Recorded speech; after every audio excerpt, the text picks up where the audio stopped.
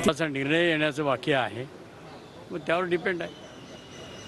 काय आता तुम्ही अमरावतीत चालले, कशासाठी चालले? शिवजयंती आज कमाल आहे यार, शिवजयंती आहे माहिती नाही, आज शिवजयंती आहे ना.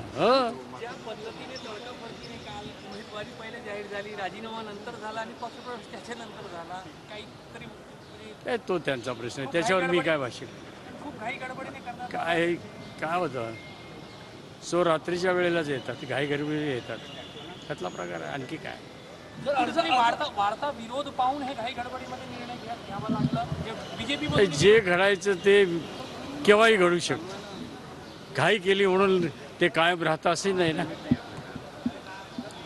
तुमचा समजा त्यांचा अर्ज बाद झाला, तुम्ही भाजपकडे लढणार, जागा भाजपला तो आधी पुढचा आहे. जर तर कशाला आपण, मी शिवसेनेचा 7 वेळा आम्ही शिवसेनेने तिथं उमेदवार दिलेला आहे. 5 वेळा जिंकले मी, त्यात 2 वेळा जिंकलो आहे. सर एक अशी माहिती आहे काय की खोट्या सर्वेचा आधार दाखवून शिंदे गटाकडल्या जागा भाजपने घेतल्या असा आरोप होतो. माझ्या बाबतीत शक्यतो नाही.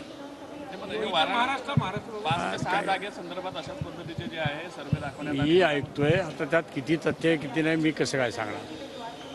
जर एखाद्याला द्यायचं नसेल तर सर्वेचं कारण सांगितलं जातं. असं होताना दिसून येतं, सर्वेचं कारण सांगूनच दिलं हो जात नाही. हो हो. तुम्ही मुख्यमंत्र्यांशी काही या संदर्भात नाही, कशाला, काल आम्ही चर्चा केली आहे आणि काही गोष्टी आढळल्या आम्हाला तशा. यवतमाळ वाशिमचा तिला काल तुम्ही बैठकीत होते, सुटेल तो. कोण सर्व तो भावना गवळीच असेल, आणखी काय. कधी येणार आहे यादी? हां, यादी कधी येणार आहे? यादी कदाचित उद्या आहे. मुख्यमंत्र्यांची कोंडी करण्याचा प्रयत्न केला जातो का भाजपशी सर्वे? असं काय म्हणणार नाही मी. मुख्यमंत्री काय आमचा कच्चा आहे का, पक्का आहे. तुमची चर्चा झाली त्या या विषयावर चर्चा झाली आहे का त्या संदर्भात?